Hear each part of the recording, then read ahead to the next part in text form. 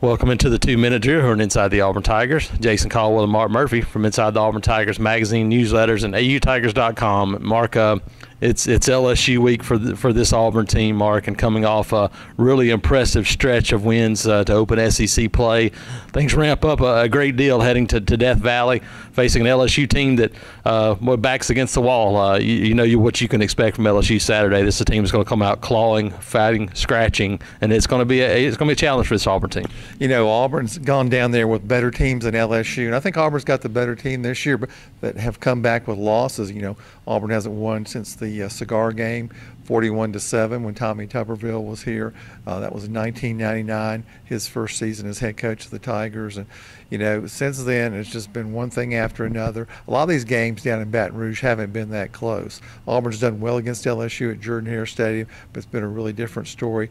2 years ago, Auburn just got physically whipped down in Baton Rouge. Absolutely, Mark. A lot of them have been starts, terrible starts for Auburn, fast starts for LSU in Baton Rouge. And with Saturday, you look at the first probably 8 to 10 minutes of this game, and then the lines of scrimmage. Those two things will probably tell the tale for Saturday in Baton Rouge. You know, even the 2013 Auburn team won the SEC championship, came within one play winning the national championship. It had an awful start in that game down in Baton Rouge, and LSU ended up winning the game 35-21. But Auburn dug itself into a really big hole on that rainy night and did some goofy things. And, you know, I didn't think LSU was better than Auburn. When I saw that game as it was happening, and it turned out in the long run Auburn was the better team, but certainly that was a team that could have won in Baton Rouge and didn't. Of course, there's the game where LSU a couple of times before that scored with 1 second left when I thought Les Miles was mismanaging the clock and was going to let it run out on him instead of kicking a field goal. But he got lucky and scored a touchdown. I think it was like a 22-yard pass as the clock wound down. So, you know, Auburn really needs to win in Baton Rouge Sunday night.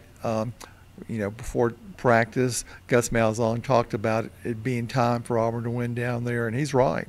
Yeah, absolutely. This is another opportunity for this Auburn team. Obviously, the loss at Clemson early in the year, Gus Malzahn has talked about improvement, going out improving each and every week. And while there was a letdown in the second half against Ole Miss, they came out and blitzkrieged the Rebels early, 35-3 in the first half. They continue to move forward, Mark. And if they move forward again this week, you got to like Auburn's chances, but they got to go out and they got to execute on Saturday. That was the word. Jarrett Stidham said it probably a dozen times on Sunday night. Execute. Execute is the key word for Auburn. Yeah, no doubt about it. And be physical is another key word. I mean, you know, LSU Auburn games, some of the most intense I've ever seen as far as play at the line of scrimmage. And, you know, Auburn's showing signs of progress on the offensive line. They need to keep that going. Absolutely. We'll have coverage leading up to the game all week at AUTigers.com. Jason Caldwell and Mark Murphy, Inside the Auburn Tigers.